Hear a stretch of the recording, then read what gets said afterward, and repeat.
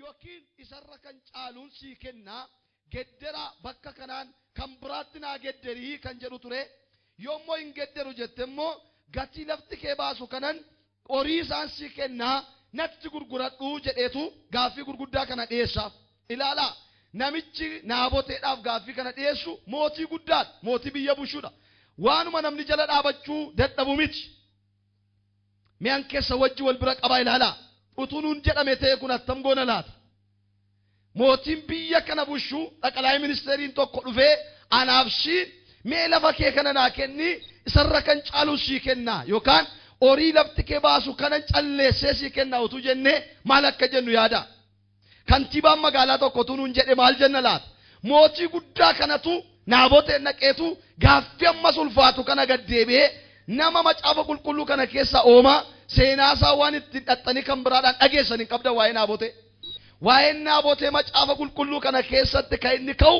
dhaala abbaa kootii sii kennu yookaan gurguru waaqayyo naanaa ooshu jedhee dhaala abbaasaa eeggatee nama du'e duwwaan oomaa kan biraa seenaa baay'een qabu namicha kanaan dhaqeetu gaafa mootiin guddaa kun gaaffii ammasii kana dhiyeessu naaboteen in gurgurrees in ollannes mootii toona gaafataa jedhee waan tokko hin perperamne daarekti akkas jedhee deebisheef dhaala abbaa kootii dabarsee sii kennu waaqayyo naanaa ooshu jedhe ameen jedhame ammatu siin ta'e otoo na ta'e attam jettu attam gootu atumtu dhuftee na gaafattee mootiimti kunu na gaafatee ani immoo maal jedhee lafa kana dhiise jennee waan qabnu waan hin qabnetti daballee kenninaaf malee akka naabotee kanan goonu isarra kan caalu sii kennanuun jedhee mootiin biyya bushu jennaan eenyu kan lafa ofiisaa qabatee jiru isarra kan caalu sii kenna utuu mootiin guddaa kun ittiin jedhu kan didu laata maaliif dide naabotee mata duree akka jedhu irratti wajjin ilaal in gurgurii yookaan in jijjiirii mata duree jiru not for sale or not for change in gurgurii yookaan in jijjiirii waan jedhu kanatti wajjin ilaal egaa naaboteedhaaf gaaffii kanatu dhiyaate yoo inni isarra kan caalu siif kennaa jijjiirraan sii kennaa dhaaba iddoo dhaaboo inni isa mana kootti dhiyoo jiru kana isarra kan caalu kanan siilaadhutti naa jijjiir gaaffii jedhu inni lammaffaan immoo kanan barbaadu yoo jette immoo horii lafti kun baasu sii kennaa calleessiti gurguradhu keessaa bayii gaaffii jedhutu mootii kana biraa dhiyaate egaa naabotee walitti qabee kana hundumaa gochuu waaqayyo naanaa ooshu jedhee dubbata naaboteen kun eenyudhoos hin jettan naaboteen akka seera Lewwotaa boqonnaa 25-23 irratti jedhu nama akka seera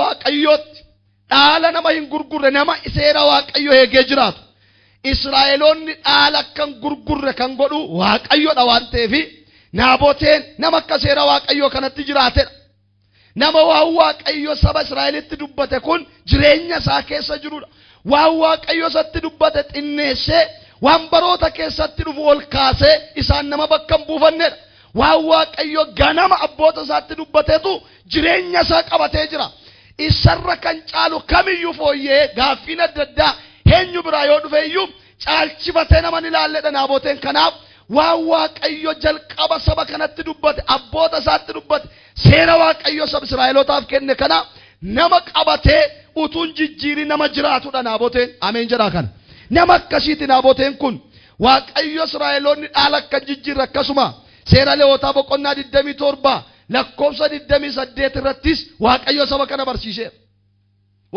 kana barsiiseera isin karaa deemtootadha keessummaadha laficha kan kooti hin gurguriin yookaan hin jijjiiriina jedhee waaqayyotu saba kana barsiise kanaaf nama akka seera waaqayyoof akka dubbii waaqayyootti abboomamee jiraatudha naabotee egaa isanni beeku sanni barsiifame isa waaqayyo abboota isaatti hime kana nama beeku kanaafi gaaffiin akka inni gurguruuf akka inni jijjiiru itti dhufe kana jala hin dhaabate malee naaboteen dubbii kan biraa alaa dhufe sanni kaleessa beeku ala dhufeen isa kaleessa beeku kana jijjiiree yookaan gedderee bakka buusee nama seera waaqayyo cabsuu dhiisee lubbuusaa dabarsee nama kennedha naaboteen akkasuma waaqayyo Uumama boqonnaa 17 fi seenaa baraasa jalqabaa 16-18 irratti waaqayyos ofiidhuma isaatii yeroonni saba kanaaf dhaala laatu argina. Dhaala jechuun kan keenya kan hin ta'in tokko nama biraadhaan kan nuuf kenname jechuudha dhaalli. Dhaalli qabeenyaa dhuunfaa kan keenyaa utuu hin ta'in namni kan biraa dabarsee kan nuuf kenne kan nu dhaalchisee jechuudha. Isa kana namni baay'een beenna abbaaf haati keenya waa baay'ee dhala isaanii dhaalchisu waan ta'eef dhaala abbaa kootiitii jenna. Qabeenyaa isaanii fuudhaniitu dhala isaaniitti kan dabarsan yookaan maatiin ijoollee isaaniitti kan dabarsan dhaalli kan namni kan biraa tokko nama kan biraaf kenne jechuudha. Yeroo dhaala kana kaafnu akkuma aadaa keenyaatti soo ilaaltan dhaalli hin gurguramu kan hin jijjiiramu. Maaliif ija maatii warra dhaala nuu laate sanaatiin ilaalama waan ta'eef. Yoo abbaa keenyatiin jiru sannuu kenne ta'e bakka abbaa keenyaa ilaalla waan abbaan keenya nu dhaalchise. Yoo haadha keenya ta'e bakka nama sanaa ilaalla. Kanaaf dhaala abbaa kootiitii jennee falmanna. Akkuma aadaa keenyaatti baay'een keenya beenna waan ta'eef. Kanaaf Waaqayyo gaaf tokko saba Israa'el iddoo nama jedhe kanatti biyya Kana'aan isa fuula kee dura jiru kana isitti deemaa jirtu kana yaa Abrahaam siif sanyii keef dhaala bara baraa godhee siif kenneera dhe Waaqayyo. Ameen jedhame. Isa fuula kee dura jiru satitti deemaa jirtu isatti ilaaltee waa'ee isaa dhageessee gara isaatti deemsarra jirtu kana biyya Kana'aan jedhamu kana biyya aannaniif damma baasu kana biyya keessatti waan dhabne kana biyya gaarri isaa waggaadhaan waggaatti fixeensa qabu burqaa dhangalaasu kana biyya keessatti iyyumni hin jirre kana isa dhageesseetitti deemaa jirtu sii kakadheen biyya Gibxii si baase kana ani Waaqayyo siif sanyii keef dhaala bara baraa sii godheera dhe Waaqayyo. Arra Kana'aanis akkami gaannutti adeemne ilaallu yeroo isaa qabaanne achitti ni ilaalla. Kanaaf dhaala jechuun akkasii kana duwwaa miti. Kana duwwaa miti. Waaqayyo ofiidhuma isaatti yeroo inni dhaala keenya akka dhaala keenya nu ta'e dubbatu immoo argina. Seera lakkoofsaa boqonnaa 18 irratti ilaaltan Waaqayyo saba Israa'eliin akkas jedhe anumti ofii kooti siif saba dhuunfaa koo siin jedhe kanaaf gara qabxii biraatti dhufu. Israa'el saban si foodhe kana ati ani siif jedhe Waaqayyo. Ani siif gaakeef dhaala kee jedhe Waaqayyo. Mee Waaqayyo naaf dhaala koo jedhame. Waaqayyo nuuf gaa keenya ameen. Yeroo baay'ee Waaqayyoon gaa keenya godhachuu dhiifneet rakkoon keenya nu Waaqayyo jo'etti bu'aa deem waan karaa Waaqayyo nu ta'u duwwaa barbaada. Yoo waan karaa isaa nu ta'e baay'ee isaa inni waan nu godhe malee Waaqayyotti hin quufu namni baay'ee. Isuma argachuu isaatti Waaqayyumti kan isaa isa godhachuu isaatti dukkana limixii du'a bara baraa sana keessaa gara jireenyaa gara ifa dinqisiisaa kanatti isa waamee Waaqayyumti Waaqa keenya jedhamuu isaatti namni baay'een hin quufu. Namni baay'een Waaqayyo kanatti aaran galfatu. Yoo waan tokko godhe malee Waaqayyo anaaf gaa kooti dhaala kooti utuun isa qabu rakkadhu hin badu jedhee namni baay'een Waaqayyo irratti of gadhiisee Waaqayyo irratti of gatee amanannaa isaaf abdii isaa guutuu godhatee na deemu namni baay'een. Kanaaf kan nuun yoo waan nu kakatame yoo iddoo garaa garaa dhanne yoo wanti biraan nutti dubbatame malee kan nuun garaan keenya ciisuu hin dandeenye kanaafidha. Arra garuu waa sittan dubbadha inni kaanis hin bade siin jedhee miti. Waaqayyo inni dukkana keessaa si waame siif gaa keeti. Meetti quufaa Waaqayyooti. Dhaala keeti Waaqayyo. Waaqayyo mee ofii isaa si dhaalchiseera ameen jedhe ati. Ofiidhuma isaa. Namni baay'een waa baay'ee qabaatee Waaqayyo duwwaa waan hin qabneef galgalliif ganamni isaa dukkanadha. Booriin isaas akkasuma. Abdii biraan qabu.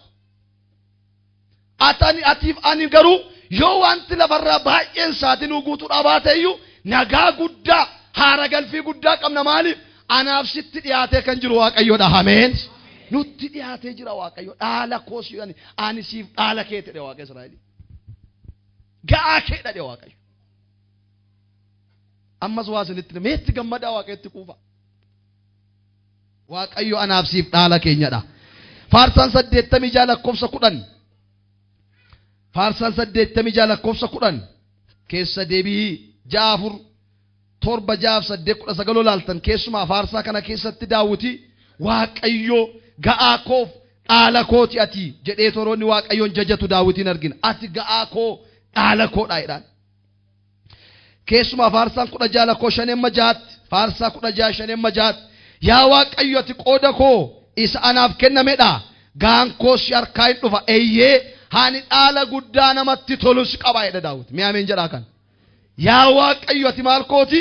Ati qooda koo isa naaf kenname. gaankoo si harkaanaaf dhufa jedheetu eeyyee ani dhaala guddaa namatti toluun si qaba.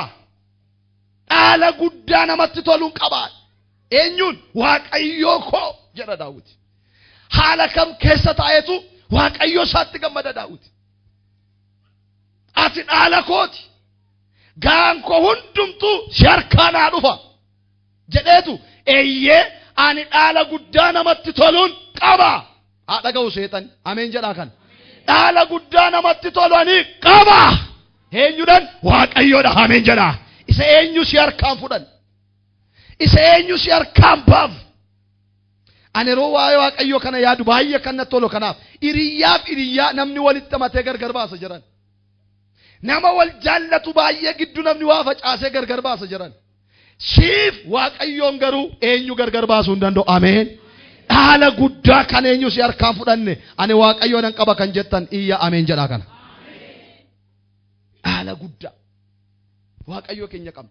Utuu akkasitti Waaqayyootti of gattu immoo Waaqayyoo sin gatu. Si baata barruu Waaqayyoo. Ameen. Nama akkasitti Waaqayyoon amanatee Waaqayyootti of gatee Waaqayyoon isa kan kooti jedhee jiraatuuf karaa karaan hin jirre banaaf Waaqayyo. Waaqayyo nama akkasii hin gatu waan ta'eef. Akkasuma faarsaa egaa warri dhaala isaan ta'e kana Waaqayyoon dhiisanii kan biraa duukaa godhan immoo akka yellaan akka salphatan Waaqayyo irraa yeroo baay'ee ija isaanii kan fudhatan immoo faallaa Daawit kan ammoo sagalee Waaqayyo faarsaan 16 warri Waaqayyoon dhiisanii kan biraa fudhatan miidhama ofirratti baay'isuudha. Waaqayyoon dhiisanii dhaala isaanii Waaqayyo irraa galagalanii lakki kan biraan wayya jedhanii Waaqayyoon utuu qabanii Waaqayyoon dhaala keeti jedhu dhiisanii jechuun kana qabu jechuun lakki sirra kana naa wayya jedhanii warri kan biraatti goran kan biraa fudhatan immoo hiyyeellaadha sagalee Waaqayyo. 15 faarsaa irratti immoo akkeedha akka maqaa awwaara irratti barreeffamee warra akkasii utuun turiin badu. Dhaala isaanii Waaqayyoon dhiisanii gaansaan isaa biraa dhufu Waaqayyo irraa jakaasanii warri kan biraatti goran warri kan biraa fudhatan warri kan biraa duukaa fiigan warri akkasii kun hiyyeella'u salphatu akka maqaa awwaara irratti barreeffamees utuun turiin badu. Ermiyaasis boqonnaa 17 lakkoofsa 13 irratti raajii Ermiyaas keessa takkeedha. Yaa Waaqayyo yaa abdii Israa'el siinsa burqaa jireenyaa ta'e dhiisanii warri sitti gargar ba'an hiyyeella'anii salphatan. Akka maqaa awwaara irratti barreeffamees hin badanii.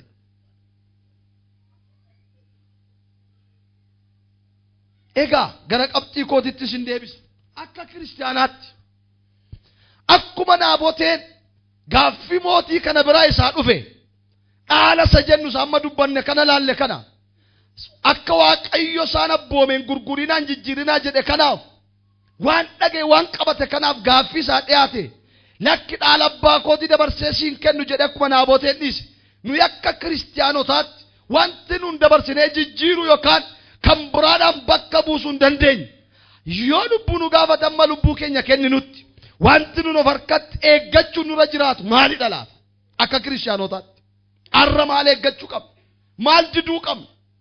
Wanti baay'een dhufee yoo gaaffii nu dhiyeesseyyuu jedhi kanarra kan caalu sii kenna. Kanarra kan caalutu jira.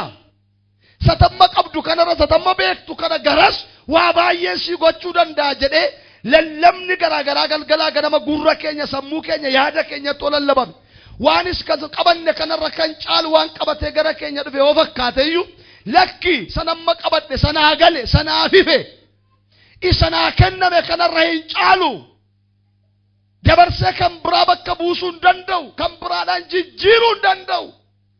Hamma dhumaatti nu harkatti eeggachuu qaba jennee kan nuun of harkatti hamma dhumaatti eeggachuu nurra jiraatu maalidha laata? Inni jalqabaaf inni hangafni Waaqayyo gooftaan inni waaqaaf lafa uume kun kan nu dhaalchise ilma isaa Yesuus Kiristoosii Waaqayyo dhaala godhee nuu laateera. Ameen jettani? Eenyuuf laate? Anaaf siif laate Waaqayyo ilma isaa. Ameen. Nuu kenname Waaqayyo harkaa ilmi Waaqayyo Yesuus. Waaqayyo ilma isaa kana anaaf siif dabarsee kenne. Akkuma jalqabuma irratti ilaaltan wangeela Yohaannis boqonnaa 3 lakkoofsa 16 Waaqayyo kun amma kanaatti biyya lafaa jaallate amma tokkicha ilma isaa Yesuusin dabarsee kennuufitti biyya lafaa jaallate. Egaa lallabni akkasii kun hafeera wantoonni akkasii bira darba yeroo dhaggeeffadhaa isinitti hima. Maaliif nuu kenne Waaqayyo tokkicha ilma isaa kana isatti kan amanan jireenya bara baraa qabaatan malee abadanii miti. Waaqayyo karaa inni ittiin deebisee sa cubbuun jireenya keessaa nu baase ittiin jireenyatti nu deebisuudhaaf kan Waaqayyo nuuf kenne ilma isaa Yesuus Kiristoosiin.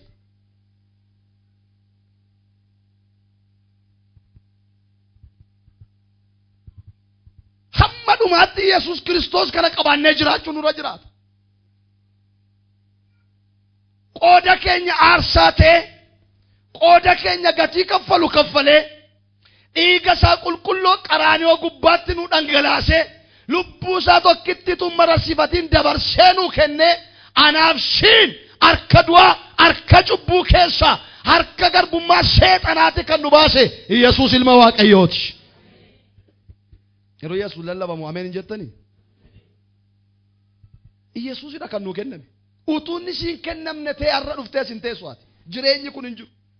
Hojii keenyaan, cimina keenyaan, dandeettii keenyaan oomaa waan tokko kan godhanne tokko hin qabnu.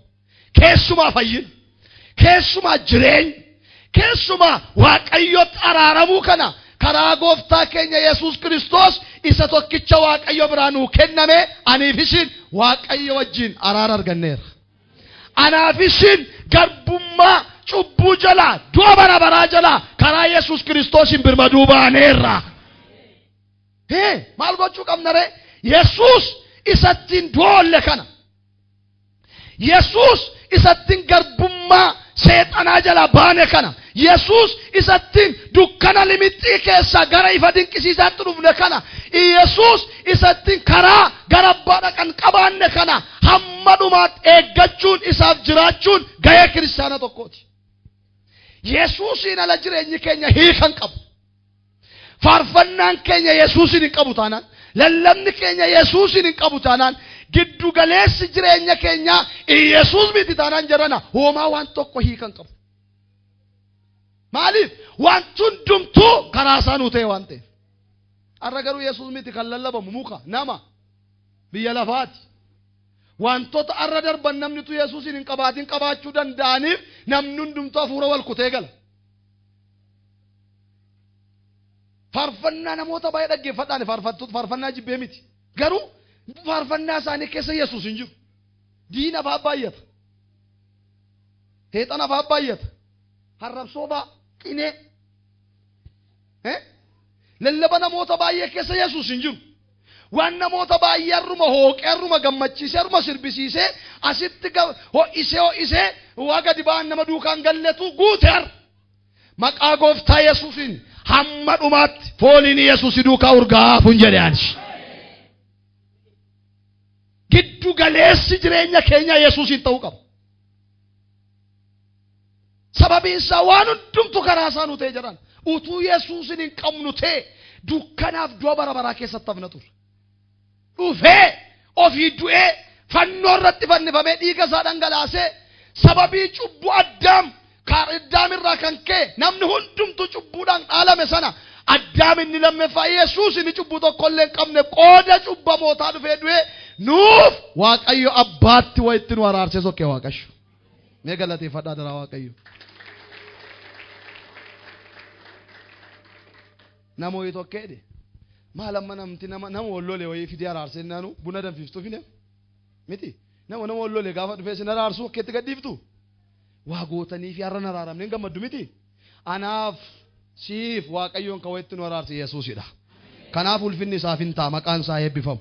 Waaqayyo dhaala keenyas maaliif hin kana dubbadha beektusi? Har'a wantoonni hedduun Yesuus Kiristoos kana gadhiisaniif. Lallabni garaagaraan, barsiifni garaagaraan barsiisa sobaa. Sagan keenyaa kana miti kana ala. Addunyaa kana miila tokkoon dhaabaa kan jiran dhaloota baay'ee of duukaa kan fudhatee sokkaa jiran waa'ee Yesuus Kiristoos kana waan hamaa namoota barsiisu. C.J. Lewis namni jedhamu tokko akka jira kitaaba isaarraa Aniidha kitaaba kana akkam barreessu kan na godhe gowwummaa warra pheenxee kana balleessu fedheeniidha. Maaliif ennaan isa warri pheenxee yaanii ta'anii Iyesuus Kiristoos gooftaadha jedhan kana caalaa gowwummaan hin jiruudha. Iyesuus Kiristoos gooftaatu hin ta'inedha nama cimaa barsiisaa ama beekamaa tokkodhaan jedhe. Ani garoodhe Yesuus nama cimaadha jechuutti yellaa'u Iyesuus Kiristoos gooftaadha jechuutti garuu nan yellaadha namichi kun. Egaa isatutti yellaa malee anaaf siif Iyesuus gooftaadha. Gowwummaadha. Kanan keessaa balleessuudhaaf jedheeni. Barsiisaa cimaadhaan nama adumsa gaarii tokko qabuudhaan nama dandeettii addaa tokko qabuudha malee inni gooftaa miti. Kanaaf gooftaadha jettanii samanattan gadhiisaati. Dhiisaati inni nama cimaadha jedhaedha. Iyesuus anaaf siif nama cimaa duwwaa miti. Inni gooftaa gooftotaati. Ne Iyesuus gooftaadha dhayyaati.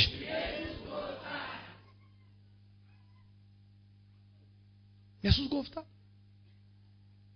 Gowwummaadha kun warri pheenxee gowwaadha teessee Yesuus gooftaadha ta'edha. Jireenyi Yesuus keessa hin jirre, lallabni Yesuus keessa hin jirre, faarfannaa Yesuus keessa hin jirre jirana akka nama shiroo shiree ashabootti hin godina feeta hallichaadha. Hooma waan tokko hiikan qabu.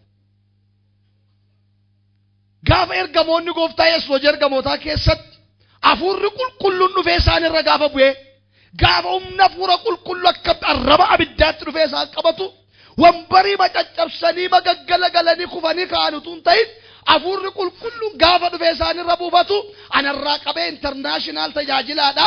Bakka lammata waldaan na qabdu hin jiru waldaa xixinnoon na qodhanii ka'an utuu hin ta'in sa jalqaban Iyesuus asin fanniftan sasin ajjeeftan Waaqayyo abbaan du'aa kaaseera. Eraanaaf si dura Yesuustu jira ameen jira. Bakka leencicha Yihuudaa sa waa'ee koo waa'ee keef jedhee du'ee du'aa ka'e Iyesuustu fuula koo fuula kee dura jira. Oluma dura nannee rakkan yeroo hundumaa fuula keenya duratti rakkina ilaalin Iyesuusin ilaali. Achi ilaalin qaanoftu. Yesuusin ilaali iyyellaatu. Waan atumna kool gararraadha jette gaafati bira geessu daakamee si dabarseera. Waan hambiseen qabu Yesuus dura. Bartoota kanarra gaafa bifa biddaan dhufe kan biraa isaa miti. Mata duree kan biraa fidan miti. Waama biraa tokko machoomne du'ee ka'een kanan argedhan miti. Waa'ee Yesuus dubbachuutti ka'an. Sasin ajjeeftan, sasin tuffattan, sasin fanniftan. Gaafa isaan jedhan Waaqayyo isaan wajjin dhaabate hafuurri qulqulluun nama 3,000 takka turanii nama 5,000 dachaasanii mootummaa Waaqayyootti dabaluutti ka'an. Warri beektonni beektonni macaafaa jedhan Fariisonni fi Saduqoon luboonni bara sana beekna warra jedhan nu malee namni hin jiru warri jedhan waastra of rollaayef warri jedhan nu galeera nu beeka warri jedhan garuu shirrii dubbachuu warri hin dandeenye waamaniitu lammata maqaa kanaan waan tokko akka hin dubbanne maqaa kana akka hin dhoofne maqaa ittiin fayyadu.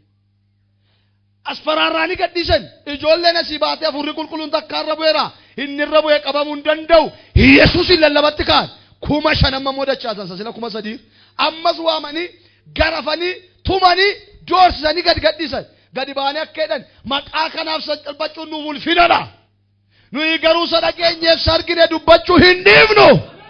Ameen jedhame sin dhaga'uu moo siniif abboomoo Waaqayyoof abboomamuuti wayyaree jechaa sokkan. Hallelujah. Amma sadeeffaatti qaban ammas waamanii maqaa kanaa waan godhina maqaa kanaa hin dubbatina jennaan diddan jedhaniitu mana kutaa wayitti gashaniitti qollofanii dhiisan. Hallelujah. Ammachi keessa jiru gaafa isaan dhiisani gaaf tokko mandaraa keessa Yesuusin lallabu. Nyaafatu taalee kaatuma isaa Yesuus lallabanii namni dhufeetu jarri nuun kaleessa akkas goone kunoo isaanoo gandeen mandaroota kee deemanii maqaa kanaan kadhachaa maqaa kanaan lallabaa maqaa kanaan dhukkubsatoota isaa jiru dhaqanii oduutti odeessan. Gaafa dhaqanii manicha laalani manicha akka cufameetti jira jarri garuu mana cufamaa keessa ba'anii roobee jedhaati. Yesuusin lallabe malee cufaan si hin danda'u. Si hin danda'u neetunu. Kanan naa galenaa Yesuusin lallabe malee eenyu balbala sitti cufoo jedhe Yesuus ati lallabdutu balbala si banee si baasameen jedhaati. Maaliif inni itti lallabdu kuni humna balbalicha sitti cufan sana cabsee banee si dabarsuu danda'a. Gaafa Yesuusin lallabuu dhiifte si wayyu. Mee dhaggeeffadhaa jiran. Illallabinaa miti maqaa kanaan garuu waan godhinaa. Maqaa kanaan dhayinaa maqaa kanaan waan hojjetinaa. Arrayu seexanni arrayu namoonni garaagaraa waan biraan godhinaa isiniin hin jedhu. Waa hin dubbatiin hin lallabin hin faarfatiin hin jedhu. Miti gaju. Garuu lallaba keessan keessa faarfannaa keessan keessa maqaa Yesuusin hin buusinaa. Dudda seexanaa kan kutu maqaa Yesuusidha. Iyya keenyas miti montaarboo kanas miti seexana dudda kan kutu dubbiin dubbadhu Amaareffa koo Ingilifa kootuun ta'in maqaan Yesuus seexana dudda kutu ameen jedhaasi. Arras maqaan Yesuus waa hojjeta. Jarana qawween kan tokkaatu keessa isheeti. Aduukaa jirtu keessa ishee sodaattu sin qawwee keessa ishee sodaattu hin jedhe ishee keessa ishee miti. Matu namni kilaasha afaanitti si qabee si sirbisiisee si finceessee deebee kaartaa keessaa baasee xiyyiitiin qabu sitti mee deebee itti gashee dhaabadha hin dhaabattaa hin dhaabattaa hin jedhe hin dhaabattan maaliif keessa isheeti hamaa harrayyuu waan nun goonu hundumaa keessatti cimiinni waa hojjetu maqaa Yesuusidha. Isa diina kee cabsu Yesuusin sitti ni manar sattiin du'a oolte sattiin fayyite sattiin wanjoon garbummaa eenyu qabsaa'ee sirraa diiguu hin dandeenye. Political freedom itun ta spiritual freedom isa Yesuusin argat isattiin du'a bara bara ollee Yesuus Kiristoos inni nuuf Waaqayyo biraa nuu kennameera. Isaa qabaan eeggannus inni isa waldaa kiristaanaa jaallatee dabarsee of kenneefidha Yesuus Kiristoos. Efesoon boqonnaa 5:25 amma 27 olaaltan akkasuma Efesoon 2:4 olaaltan baay'ee isaa argitu kan. Akkasuma Qolaasaayis boqonnaa 1 lakkoofsa 22 egaa dhaamsi dhaalaa kuni Ibroonni boqonnaa 9:16-17 jedhu dhaamsi dhaalaa hojiirra ooluu kan danda'u yoo inni amma dhaamsi dhaalaa hojiirra ooluun yeroo inni ga'utti namichi inni dhaala dhaameef sun akka du'e beekamuu irra jira jedheetu dubbata. Dhaamsi dhaalaa gaafa namichi dhaala kenne sun du'e duwwaa hojiirra oola malee utuu inni fayyaatti jiru hojiirra ooluu hin danda'u. Kanaaf Gooftaan keenya Yesuus Kiristoos inni jireenya nu dhaalchise. Ameen jettanii. Inni spiritual freedom nu dhaalchise. Inni jireenya nu dhaalchise. Inni Waaqayyo taraaramuu nu dhaalchise. Dhufee du'ee kana hundumaa naafsiif dhaala isaa nuu kenneera. Eeggadhu isa. Du'eetu kana si dhaalchiseera Ibroonni 9:16-17. Gaafanni du'u bii lafaa sirraa du'e. Gaafanni du'e achi iddoo dukkanaa harka nama kan biraa keessaa dhiigni Yesuus Kiristoos achi nu baasee mucaa Waaqayyoo nu godhe. Dhiiga sanaan kakuun haaraa nuuf Waaqayyo gidduutti dhaabate. Ameen jettanii jarana. Waaqayyoof nu gidduutti dhiiga Yesuusiin kakuu haaraatu dhaabate. Maqaa ijoollee Waaqayyo jedhamutu nu kenname. Qajeelummaa fudhanne, araara fudhanne. Jireenyi kun immoo Waaqayyo jireenya nu kenne. Jireenyi kun immoo ilma isaa Yesuus Kiristoos keessa jira. Isa keessaa nu kennameera. Ergaa Yohaannis ni jalqabaa boqonnaan 5 lakkoofsi 11-12. Isa nu kenne kana nu dhaalchise nu. Arras teenye nu namoota akkasumaanii miti. Gooftaan Yesuus Kiristoos dhufee nu du'e kana hundumaa nu dhaalchise. Dhaala akkasii kana qabna waan ta'eef arra wanti baay'eensa kan akka nuun jijjiiru akka nuun gurguru kan biraadhaan bakka akka nuun buufnu barbaada. Isa kana of harkatti eeggadhaa xiksii tokko sii dabaleen qabxi biraa sii dabalee dhiisa. Qolaasaayis boqonnaa 1 lakkoofsa 22 fi akkasuma Qolaasaayis 2:14 olaaltan. Egaa Yesuus Kiristoosiin akka fudhattanitti isatti jiraadhaa. Akka barsiifamtanitti hundee keessan gadi fageeffadhaa isatti ijaaramaati. Amantiitti dhaabamaa. Jedheetu akkasuma Qolaasaayis 1:23 maal keessatti akka namni afuun irra jiraatu keessuma Qolaasaayis 1:23 hundi keessan yeroo nan ga'usa kana dubbisuu hin danda'u.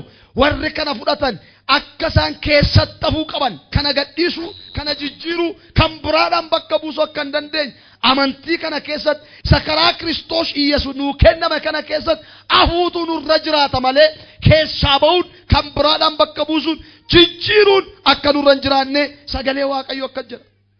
Kiristoos Yesuus kana akka fudhattanitti isatti jiraadhaa. Akka barsiifamtanittis hundee keessan gadi fageeffadhaati amantiitti ijaaramaati dhaabama. Phaawulos immoo akka jedha egaa nuyi isuma labsina namni hundumtuu karaa Kiristoos Yesuus nama ga'aa ta'ee fuula Waaqayyoo dura akka dhaabatu fedhaan. Haleluuyaa. Nama ga'aa ta'ee karaa Kiristoos Yesuus namni fuula Waaqayyoo dura akka dhaabatu. Egaa Phexros ni jalqabaa 3:17 immoo warri namoonni kan biraan warri seera Waaqayyoon warri gadhiisitti jiraatan barsiisa isaaniis amaa kanaan waa'ee Yesuus Kiristoos waan biraa lallabanii sajabeessitanii qabattan Kiristoos irraa akka isin hin kufiifneef of eeggadhaa jedhaan. Of eeggadhaa.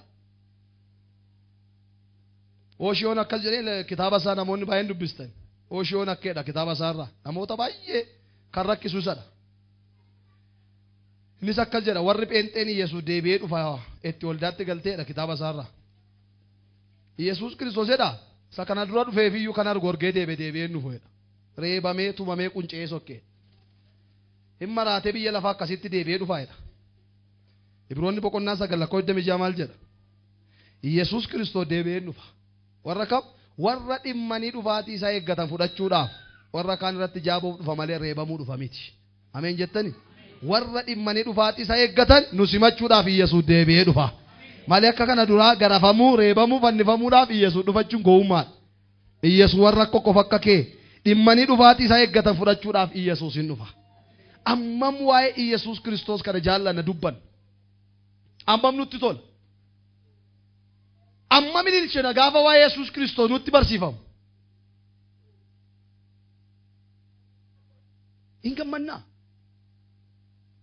Yeroo dhiyootti tuuti murtuttee taate biyya kanaa baatuun si argatu jenne nama hundumaa kuufee gangalata.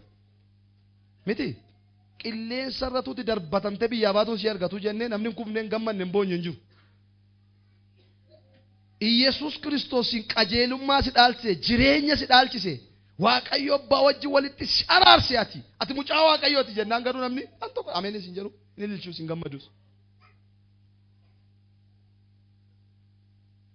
Isumayyuu namoonni baay'een waa'ee Yesuus beeku malee Yesuus hin beekan. Waa'ee isaa dhaga'u. Waa'ee isaa.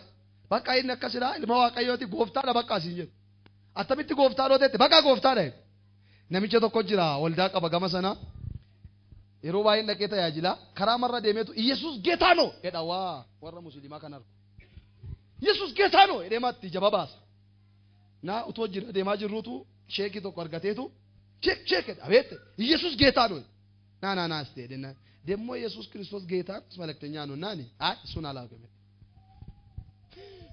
dhaabatee tokkuma inni itti gooftaa ta'e kana himuu dadhabe istee akkamitti akkas ta'e baay'ee walitti dubbanne gaafa san Yesus geetaa no jedhama deema maaluma godhatee akka inni itti gooftaa ta'e sana natti mimee inni ergamaadha malee gooftaa miti gaafa inni dhummoo baqatee sokke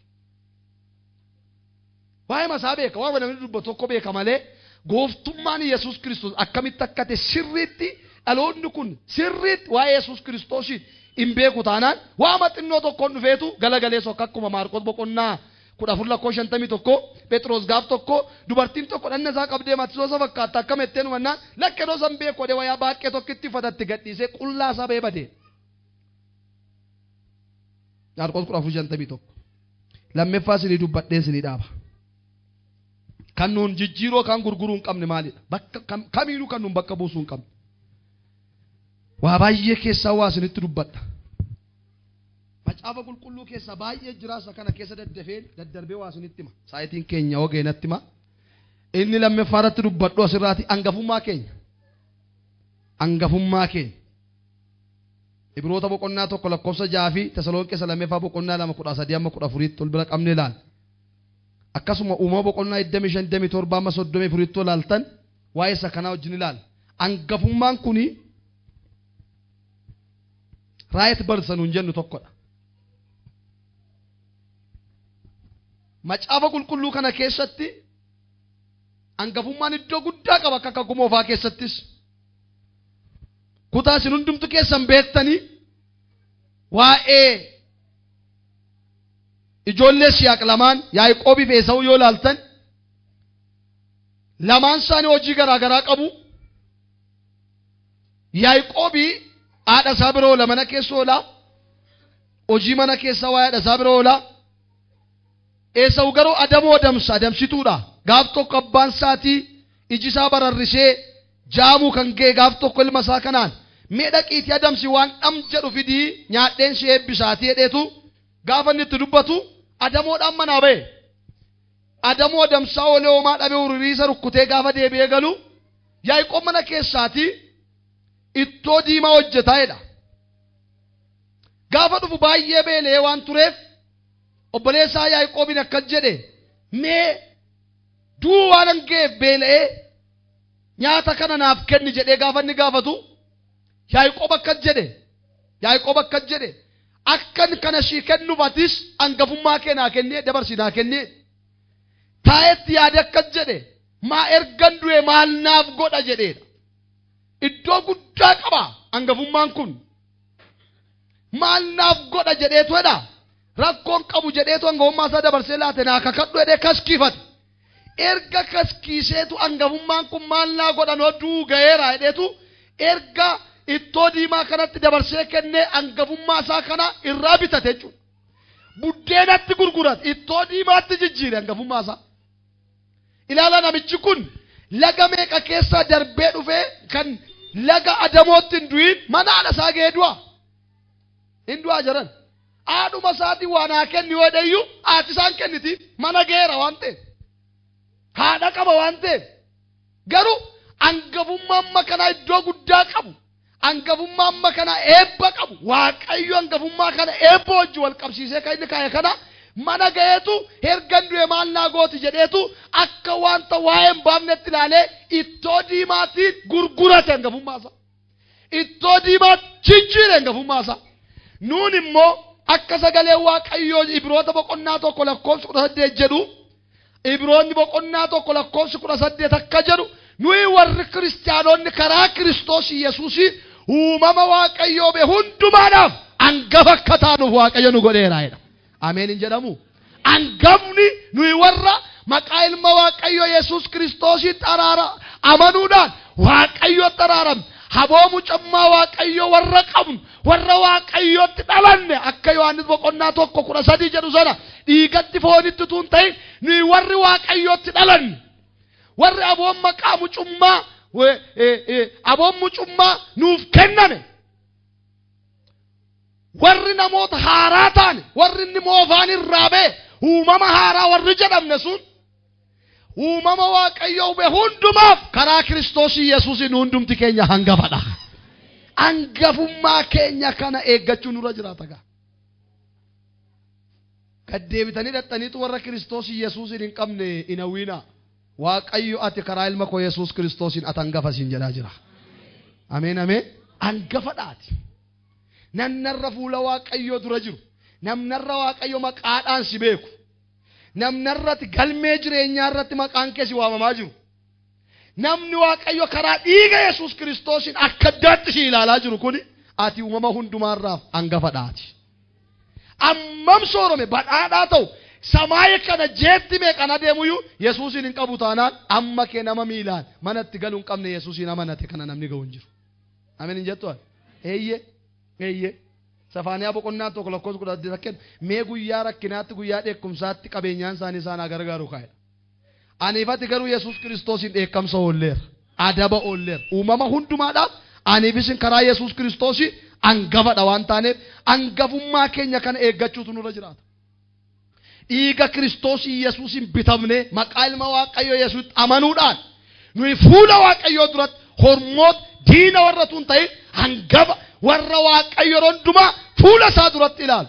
Warra mallattoon dhiiga Yesuus Kiristoos kan Waaqayyoo nu godhe mallattoon kan isaa ta'uu isaati warra nurraa calaqqisuudha malee nuyi namoota akkasumaanii miti. Mallattoon kan Waaqayyoo ta'uu keetis irra jira. Sagalee Waaqayyootu jedha. Mallattoon kan isaa ta'uu keenya nurra jira. Waaqayyoo si beeka maqaadhaan. Yeroo hundumaa dhiiga Kiristoos Yesuusiin si ilaala Waaqayyo. Faarsaan 23 dhugaa beekumsaaf ogummaa argadhu malee hin gurgurinedha. Dhugaa maali hin godhi? Argadhu qabaa dhugaan gurgurinedha. Dhugaan maali? Fiiki dhugaa maalidha? Wanta dhugaan ta'uu hin dandeenye kan jedhu barumsa bal'aa waan ta'eef achi hongee dafee keessaan bahu waan ta'eef anniise kottaamee waa tokkotti yaadna. Akkamitti eeggachaa jira hangafummaa keenya kana? Nuyi arra dabarsinee laataa jira laata tuffannee kan biraadhaan bakka buusaa jira laata?